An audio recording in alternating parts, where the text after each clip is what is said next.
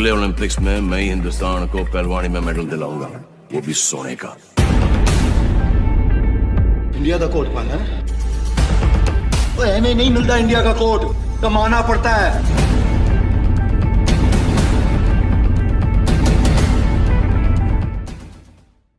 कहाँ है अब सुल्तान? किस पे बेस्ड होगी ये कहानी? किसे ट्रेनिंग दे रहा है सुल्तान? हेलो दोस्तों, आप सभी का स्वागत है बॉलीग्राज स्टूडियोज में। सुल्तान 2 की कहानी की शुरुआत होती है रेवाड़ी हरियाणा से। फिलहाल सुल्तान अली खान और आरफा अपनी बेटी के साथ रह रहे हैं। सुल्तान अब थोड़ा बूढ़ा हो चुका है, हालांकि उसके अंदर अब भी कुश्ती के गुण बरकरार हैं। अपने घर के बाहर बैठा सुल्तान किसी सोच में डूबा था कि तभी उसकी 11 साल की बेटी सुल्ताना आती है और अपने पिता को अखबार न्यूज़पेपर दिखाते हुए कहती है, ये देखो बाबू, आपके बारे में आर्टिकल छपा है। सुल्तान का मन अपनी बेटी को देख के खुश होता है। वहीं वो उसकी बातों को सुन अखबार को अपने हाथों में लेकर पढ़ने लगता है, जिसमें रेसलर सुल्तान अली खान की जिंदगी के बारे में लिखा था। सुल्तान की बेटी अखबार पढ़कर कहती है उसे गर्व है कि वो इतने बड़े रेसलर की बेटी है जिसने अपने देश के मान को आगे बढ़ाया है। वहीं सुल्ताना आगे कहती है कि वो भी अपने पिता की तरह एक दिन बड़ी रेसलर बनेगी और देश का नाम रोशन करेगी। अपनी बेटी की तरफ से इतनी बड़ी बातों को सुन के सुल्तान काफी ज्यादा खुश होता है कि तभी आरफा चाय लाकर सुल्तान को देते हुए कहती है, क्यों मुंह, तुझे मेरे जैसा रेसलर नहीं बनना? अरे मुझसे गांव का हर एक लड़का डरता था, यहाँ तक कि तेरा बापू भी।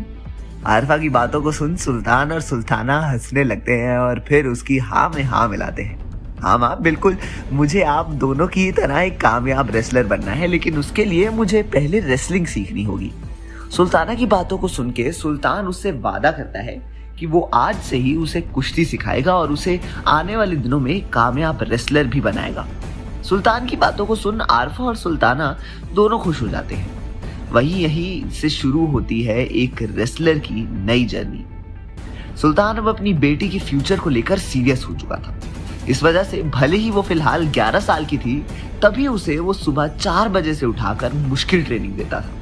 हर दिन हजारों बार सुल्ताना जमीन पे गिरती थी, और गिरे भी क्यों ना, खैर वो एक बच्ची ही तो थी। सुल्तान धीरे धीरे सुल्ताना के शरीर को मजबूत बनाने पे ध्यान देने लगा और फिर उसकी कुश्ती के हर दाव पेच को सिखाने लगा। सुल्तान हर दिन 4 घंटे की कड़ी प्रैक्टिस सुल्ताना से करवाता था और गलती करने पे उसे कोच की तरह डांटता भी था। आरफा के समझाने पे भी उसे एक बच्ची को इतनी कड़ी ट्रेनिंग नहीं देनी चाहिए।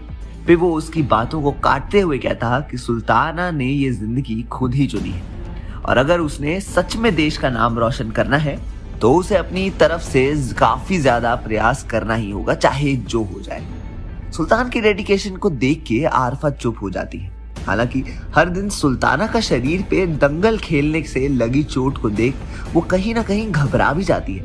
वही सुल्तान को अब अपनी बेटी को प्रैक्टिस कराते हुए करीब 5 साल हो चुके थे। सुल्ताना अब 16 साल की हो चुकी थी और कुश्ती की हर ट्रिक में भी माहिर हो गई थी।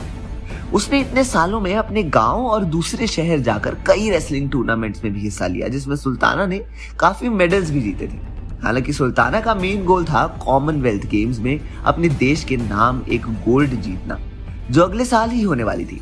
वैसे तो सुल्ताना काफी ज्यादा ट्रेन थी, हालांकि वो आजकल के जमाने के रेसलर्स के मुताबिक बिल्कुल भी तैयार नहीं थी।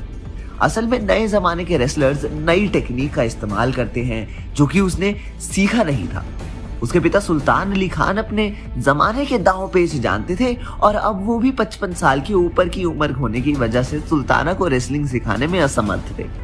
अब सुल्ताना के सामने एक चुनौती ये थी कि वो कम वक्त में कैसे एक अच्छे कोच को ढूंढे ताकि वो अपने कॉमनवेल्थ गेम में गोल्ड जीतने के सपने को पूरा कर सके।